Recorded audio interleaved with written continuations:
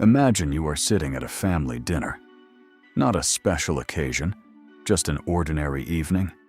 The warm yellow light falling across the table, the sound of forks and glasses, the older relatives talking about work, about property, about who just got married. And you are sitting there, listening, trying to participate. But somewhere inside, something does not quite fit. Not because you do not love them, not because you do not respect them. It is just that you feel like you are speaking through a thick pane of glass that no one else can see. You try to bring up something you have been thinking about, a book, a social issue, a different way of looking at how to live. And the room pauses for a beat. Then someone changes the subject, or worse, laughs softly in that way that says, "You think too much." And you learn to make yourself smaller. You learn to smile at the right moments, nod at the right places, to exist in that space without really being present. This is not arrogance. This is a very particular kind of loneliness that a great many people in Gen Z are carrying around. And there is no word that quite captures it. People often say that Gen Z is difficult, too sensitive, unable to handle pressure. They say this generation lives inside a technology bubble, disconnected from reality, ungrateful for everything the generations before them built. But what if all of that is just the surface? What if underneath this generational conflict, there is something far deeper? A collision, not just of values, but of how minds are formed, of how meaning gets made. What if the people saying those things, and the people hearing them, are not even working from the same definition of what a good life looks like?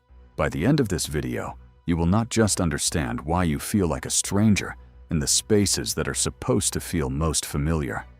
You will understand what that says about you and why it is not a weakness. To understand what is happening with this generation, we need to start with an idea that philosophy was working through long before the internet existed. Karl Mannheim, the German sociologist, wrote that generations are not simply divided by birth year. They are shaped by the events that form consciousness during the most sensitive window of a person's life, roughly between the ages of 12 and 25. What you experience in that period is not just memory. It becomes the lens through which you interpret everything else that follows. Gen Z moved through that window with high-speed internet already in place, with social media as their primary social environment, with climate crisis being taught in school, with a global pandemic cutting through the middle of their adolescence, with a housing market that no longer even pretended to be accessible to young people. They grew up in a world where information about inequality, psychological trauma, individual rights, and mental health was being spoken louder and more clearly than in any previous era. And their brains, during those formative years, learned to process the world through that specific set of filters. So the question becomes, when you grow up inside a completely different cognitive environment, are you actually having a conversation with older generations? Or are you using the same words while working from two entirely different dictionaries? When a baby boomer or an older millennial says, "work hard," are they talking about the same thing that Gen Z means when they say, "work hard"? Or are those two phrases carrying two entirely different value systems while wearing the same clothes? Erik Erikson described adolescence as the stage where human beings confront an identity crisis. The question of, who am I and where do I belong, is not a luxury, but a developmental necessity. But what almost no one talks about is that when you try to answer that question inside a world that is changing faster than it ever has before, the answers you land on will not look like the answers your parents or grandparents found. And the distance between those two answers is not betrayal. It is the inevitable outcome of coming of age in two different worlds. This leads to a quiet paradox that many Gen Z people live inside every single day. You love your family, you respect people older than you, but you cannot pretend that you see the world the way they do. And the space between that love and that inability to pretend That is where generational loneliness lives.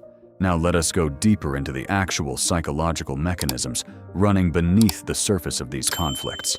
There is a concept in psychology called schemas, cognitive frameworks, mental structures formed early in life that help the brain process the world more quickly.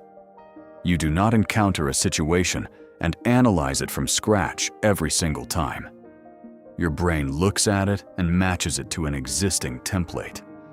The problem is, those templates are built from experience, and if the experiences that shaped you are fundamentally different from the experiences that shaped someone older than you, then those two people are using two entirely different sets of templates to look at the same world. This is the first micro-insight.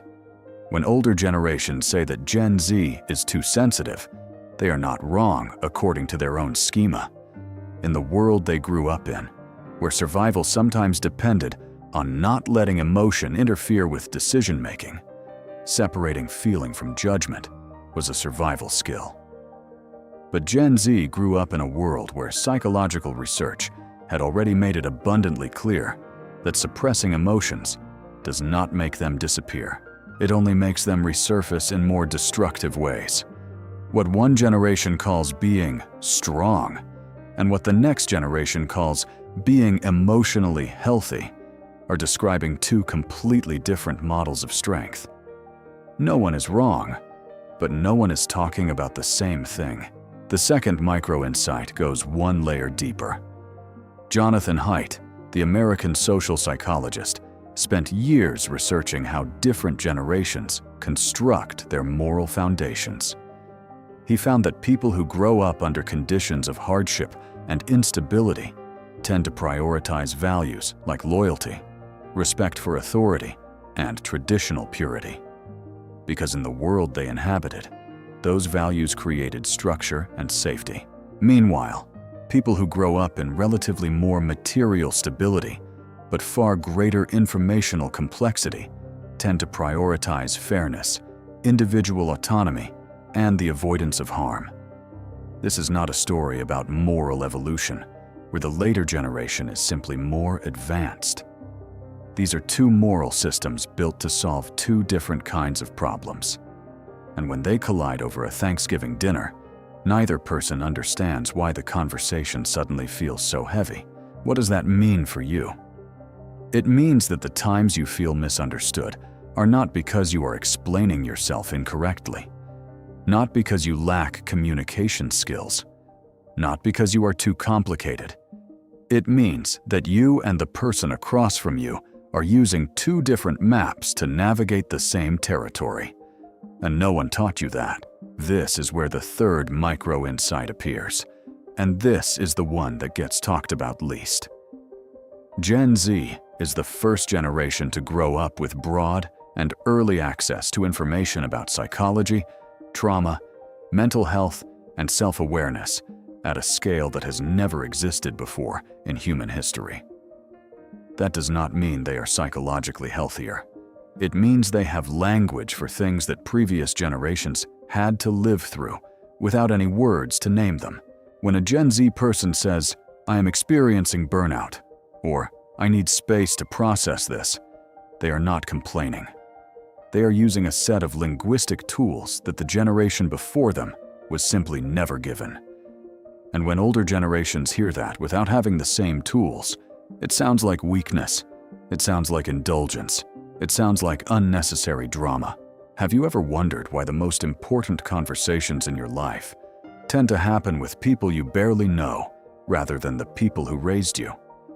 Why you sometimes feel more genuinely understood by someone you met online 3 months ago than by someone who has known you for 20 years? Why being fully yourself feels easier in spaces that carry no history, no expectations, no shared memory. This is not ingratitude. This is because real connection requires something that love does not automatically create, and that is alignment of cognitive schema.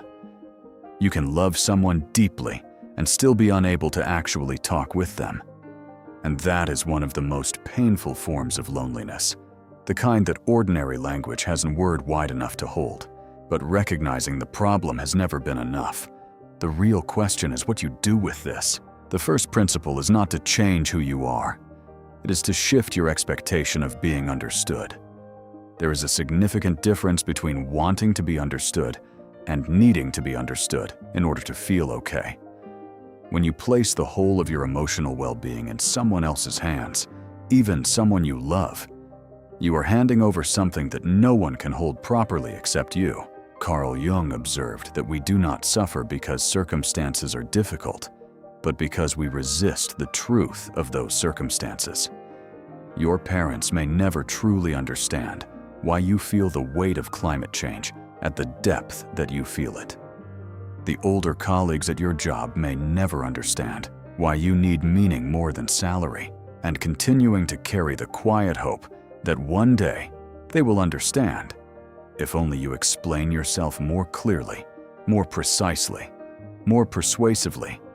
That is a slow drain on your energy that most people never recognize for what it is. Ask yourself honestly, how much of your energy goes toward being understood by people who were fundamentally shaped by a different world? The second principle is learning to exist across two worlds without dissolving into either one. There is an image I find useful here. Think of a skilled interpreter. A good interpreter does not lose their native language when they learn a second one. They do not become a person of the other culture. They learn to move between two spaces without letting either one erase the other. This is the skill that Gen Z needs to develop, not because the world demands that you shrink, but because it allows you to remain whole without destroying the relationships you still need. You can sit through a family dinner without arguing, not because you agree with everything being said, but because you have come to understand that not every space is the right space for your full self. And that is not inauthenticity. That is real maturity. But the self-examination question here is a sharp one. Are you choosing which spaces to bring yourself into, or are you slowly erasing yourself in every space because you are afraid of being judged? The third principle is one that most of the self-help world will not tell you because it is not optimizable. Let yourself grieve this. Not every generational gap can be closed through skill or effort or precisely applied patience. Sometimes the person you love most will never fully see you, and sitting with that truth, not denying it, not converting it into resentment, but simply acknowledging it as part of the human condition, that is one of the most difficult and most necessary acts of maturity there is. Proust wrote that we do not heal by escaping pain, but by learning to carry it differently. You do not need to resolve the distance between yourself and the generations before you. You only need to learn not to let it define you. And if you have stayed with this video until now, if something in what we have covered is touching something in you that you have not had words for, I want to hear from you. Share in the comments which of these ideas is speaking to you most directly. And if this channel is a space where you find the kind of understanding that is harder to find elsewhere, then perhaps this is a space worth staying in. And now, this is what I want you to carry with you. Throughout this entire video, we have talked about generations, cognitive schemas, value systems, and the distance between people. But all of that was really just a way of circling back to a single truth. The paradoxical truth is this: you do not feel like a stranger because you are different. You feel like a stranger because you have been trying to belong to spaces that were never designed to hold the full version of you. And that is not your fault. It is not their fault either.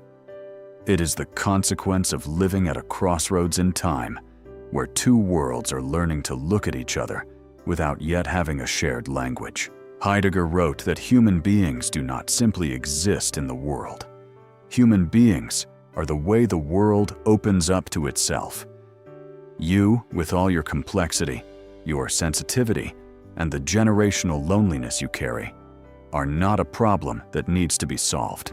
You are a way of seeing the world that the world does not yet know how to receive. And sometimes, the only thing you need is not understanding from someone else. It is permission from yourself to keep being yourself in a world that is not yet ready.